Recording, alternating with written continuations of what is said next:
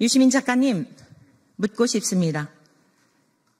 공부를 하고 싶으나 여자라는 이유로 또는 가난하다는 이유로 남자 동생들과 오라비들을 위해 공장에서 또는 남의 집에서 일하며 청소년기와 청년기를 보낸 이들의 고통을 아십니까? 저는 유시민 작가님과 동년배이더군요. 저도 59년생이에요.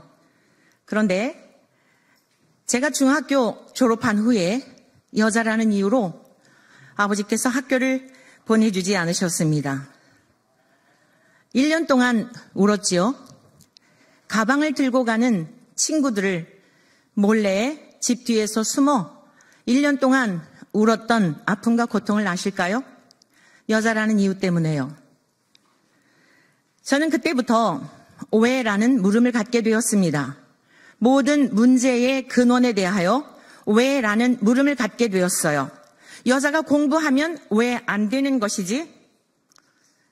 저는 현직 목사입니다. 고등학교를 졸업하고 신학교를 가려 할 때 여자라는 이유로 왜 남자도 가기 힘든 목사의 길을 가려느냐라고 집에서 말렸습니다. 낮에는 피아노 학원에서 아이들을 가르치며 저녁에는 주경야독을 하며 유시민 작가님께서 서울대에서 같은 동년배이시니까요. 체류탄과 맞서 운동권으로서 열심히 싸울 때에 저는 감리교신학대학교 다락방 4층에서 1학년 2학기 때부터 3년 6개월 동안 기도를 하였습니다. 그 기도의 내용은 무엇이었는지 졸업한 후에, 아니 지금 44년의 세월이 흐른 후에 알게 되었습니다. 거대한 뱀이 균열이 생겨 무너지려 할 때에 메울 수 있는 한 사람으로 써달라는 청년기의 기도였습니다.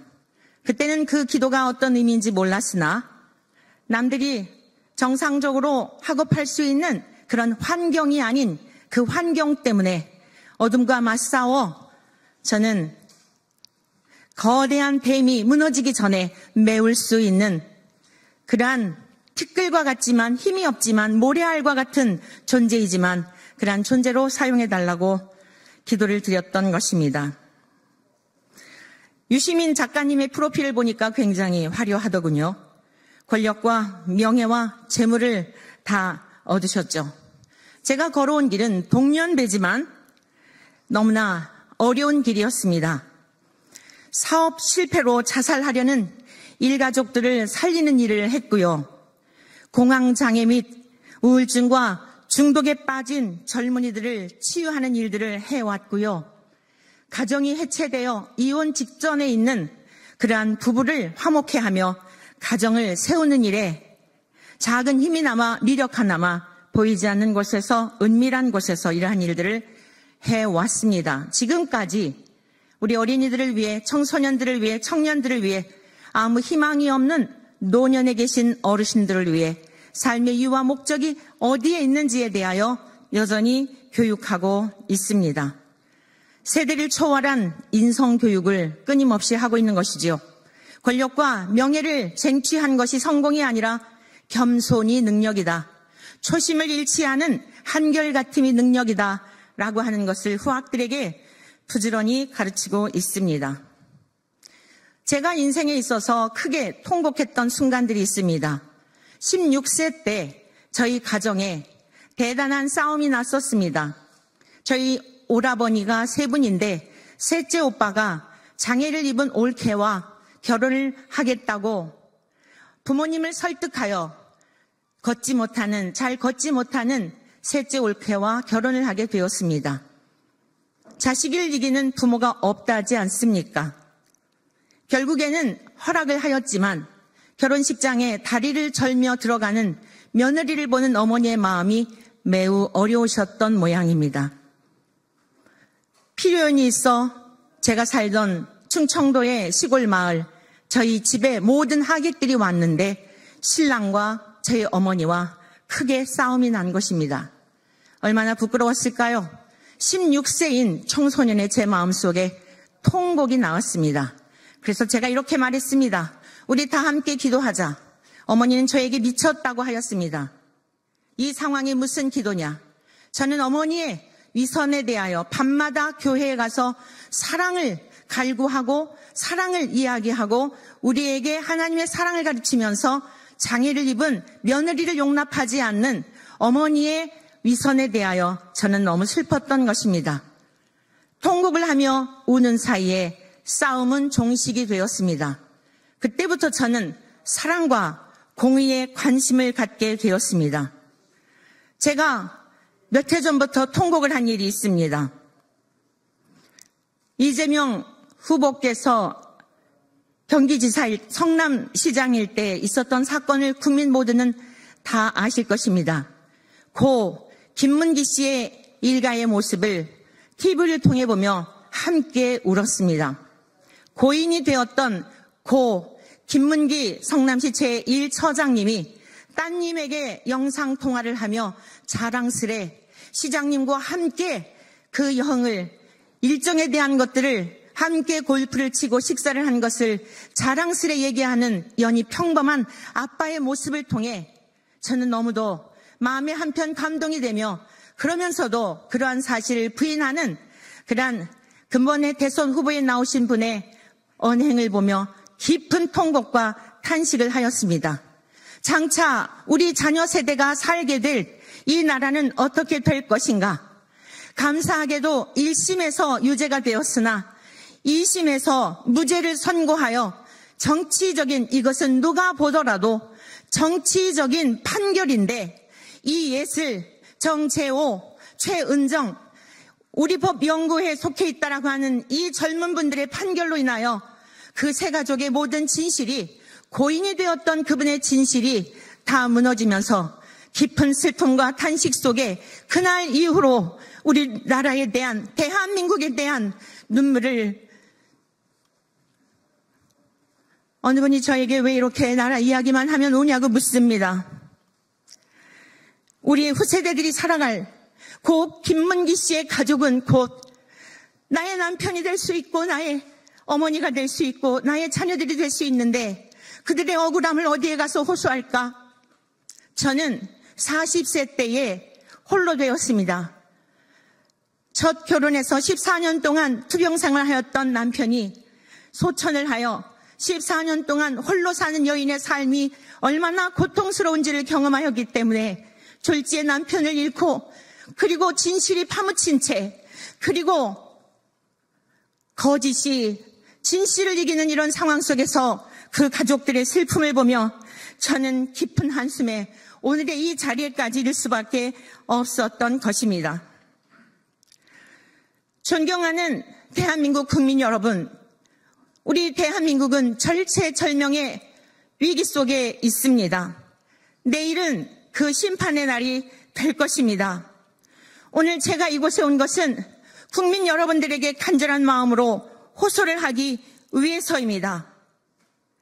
우리나라는 양극으로 갈려져 있으며 특별히 태극기 집회라는 것과 계엄 선포로 인하여서 알러지 반응들을 일으키고 있습니다. 저는 앞서 설명해 드렸듯이 여자가 왜 공부를 하면 안 되지라는 16세 때부터의 질문이 제 인생에 굉장히 중요한 질문이 되었습니다. 왜 사람들이 태극기 집회에 모이게 되었을까? 왜 계엄 선포를 하게 되었을까? 국민 여러분, 왜 계엄 선포를 하게 되었으며 태극기 집회에 모이게 되었는지 생각해 본 적 있으신지요? 저는 전광훈 목사에 대해서 매우 질타한 적이 있습니다. 영상으로 매우 심각하게 목사로서 그리하면 되겠느냐? 장이동에 있는 그 시민들의 억울함에 대하여 안타까움에 대하여 아주 혹독하게 질타를 하여 저는 그쪽에 있는 분들한테 아주 공개적으로 모욕을 당한 사람입니다. 말씀드리지만 저는 태극기 집회와 상관이 없으나 세월이 지나면서 저분들이 왜 저렇게 기독교인들만이 아닌데 각계각처의 젊은이들이 노인분들이 왜 이렇게 몰려드는 것일까? 종교를 초월하여 왜 저렇게 스님도 신부님도 모여드는 것일까? 사랑하고 존경하는 국민 여러분, 한 번쯤 귀를 기울여 보셨는지요? 그곳에는 수많은 대한민국의 지식인들이, 전문인들이 대한민국의 위태로운 공산화가 되어져 가고 자유민주주의 대한민국의 체제가 무너지며 자유시장 경제가 무너짐으로 말미암아 오늘 우리가 살고 있는 이러한 자유와 평화가 겁탈당할 지경에 있다는 소식을 그렇게 외쳤는데도 여러분들은 한 리더의 모습만을 보며 그것을 전부 대한민국 국민들의 광화문에 나와 집회하는 모든 분들의 모습인 것처럼 치부해 버리지는 않으셨습니까? 저는 올해 깨닫게 된 것이 있습니다. 대한민국에 불이 나서 타려할 때, 여러분 시골에 살 때 불이 났을 때 119가 올 수 없었습니다. 어떠했습니까? 아이들도, 아내들도, 할머니도, 할아버지도, 집에 있는 구정물도, 생수도 마지막 물까지 다 갖다 부었습니다. 지금은 우리 대한민국, 무너지는 대한민국을, 태워버리려는 대한민국을, 강도떼가 겁탈하려는 대한민국을 세우기 위해서 처처에서 모여들어 외치고 있는 것입니다. 더불어민주당과 그리고 근본 후보로 나온 그러한 젊은 후보도 계속 프레임을 걸고 있는데 더 이상 그리하지 마십시오. 한 사람의 모습만 보지 마시고 노년에 계신 우리들의 아버지, 어머니, 젊은이들의 탄식 소리를 들으십시오. 왜 그곳에 나와서 추운 겨울을 견디며 더위를 견디며 무엇이라 말하는지, 대한민국에 내놓으라 하는 지성들이 나와서 무엇이라 외쳤는지 그 음성에 귀를 기울여 보십시오. 그리하면 오늘날과 같은 한 번쯤 귀를 기울였다면 이렇게 거대한 다수당이 프레임을 씌워 할 말이 없으면 태극기 집회, 윤석열 계엄 선포라고 그렇게 다 몰아붙이지는 않을 것입니다. 왜 계엄 선포를 하였을까요? 도저히 우리 대한민국은 문재인 정부 때부터 태극기 집회가 태동이 되었지요. 윤석열 전 대통령도 마찬가지입니다. 문재인 정부 때 보니 이대로 되어서는 안 되겠다라고 하여 결국에는 계엄 선포를 하신 것 아니겠습니까? 물론 그로 인하여 온 국민이 고통을 당하고 있는 것에 대해 저도 굉장히 슬퍼하고 안타깝게 생각합니다. 오늘 국민의힘 경선 후보자들과 대선 후보자들에게 부탁드립니다. 지금 불이 나서 다 타려고 하는데 나 혼자 살겠다고 여러분들이 지금 아군을 물리치는 것이 되는 말입니까? 서로 힘을 합해도 될까 말까 한 상황인데 해외에서도 다음에는 선거가 없을 것이라고 말하는데 이미 공산화가 되었다고 말하는데 이제 너무나 많은 법적인 증거가 있음에도 불구하고 나는 무고하다라고 하는 사람이 집권을 하게 되면 이 나라가 어떻게 될지를 온 세계 사람들이 보고 있는데 제발 정신을 차리시고 아버지와 같은 분에게, 형님과 같은 분에게 먼저 잘 마당을 만들어 주십시오. 그 이후에 대한민국, 자유민주주의 대한민국을 잘 보존하겠습니다라고 하는 겸손한 마음을 가져보면 어떻겠습니까? 국민 여러분 모두에게 부탁을 드립니다. 여러분이 지지했던 분들이 있을 겁니다. 여러분들이 지지하는 분들이 있을 겁니다. 근본만큼은 냉철해 보시면 어떻겠습니까? 그분들의 살아온 삶의 행적을 좀 돌아보시면 어떻겠습니까? 여러분, 지금 우리나라를 살려놔야 되지 않겠습니까? 조상들이 물려준 자유민주주의 대한민국을 보존해야 되지 않겠습니까? 공산화가 되는 것이 여러분이 원하시는 모습입니까? 내일 투표입니다. 여러분들이 오늘 하루 정말 유관순 열사와 같은 마음으로 우리에게 독립을 위하여 목숨을 바쳐 희생한 그 열사의 마음으로 아무리 힘들어도 그와 같지는 않지 않겠습니까?